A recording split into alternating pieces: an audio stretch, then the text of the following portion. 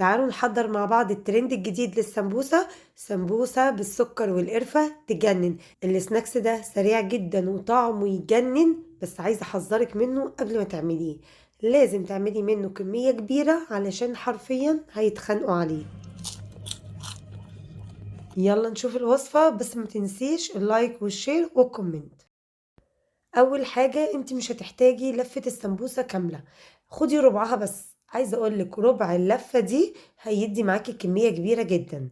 طبعا لان احنا هنقسمها من النص بالطول وكمان بالعرض، فيبقى معاكي كده 4 اجزاء.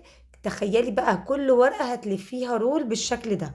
بس ضروري ان انت لازم تقفلي الاطراف بتاعتها كويس جدا. فتجيبي معلقتين كبار من النشا اللي هي كورن فلاور، هتدوبيها في معلقه صغيره من الميه، ميه بارده. تدوبيها كويس ويبقى ده اللزق بتاعك بتاع الرولز بتاع السمبوسه. وضروري جدا بعد ما تلزقيها تسيبيها كده مكان، تخلي القفله بتاعتها من تحت وتسيبيها في طبق. لما تبتدي تتماسك بعدين هنقليها. بصوا هنا تماسكت ازاي، بقت متماسكه جدا. تعالوا بقى نجهز الكفر الخارجي الاول قبل ما نقليها. هنحط معلقه كبيره سكر، عليها معلقه كبيره بس مش مليانه قوي من القرفه البودر. وكمان انا مجهزه سيرب تقيل، او ممكن كمان تستخدمي عسل النحل. خلاص هنا عندي بقى الزيت. هتجيبي ووك تكون غويطه شويه عشان ما تحطيش فيها زيت كتير يعني. ونحط الزيت بتاعنا لما يسخن، بس ما تخلوش يقدح خالص، يسخن بس. وبعد كده تنزلي بالرولز بتاعتك وتخلي الفتحه بتاعتها تكون لتحت. وبعد كده ما تقلبهاش على طول. اول ما تبدا تاخد لون من تحت تروحي مقلباها بالمعلقه كده سريعا وبس. عايزه اقولك بتاخد لون بسرعه جدا، بتلاقيها نفشت معاكي في الزيت، وكمان بتطلع كريسبي قوي قوي قوي.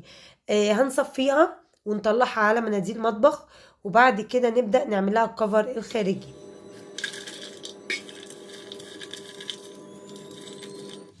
سمعتوا صوت القرمشة؟ بتطلع مقرمشة جدا ومش شاربة زيت خالص.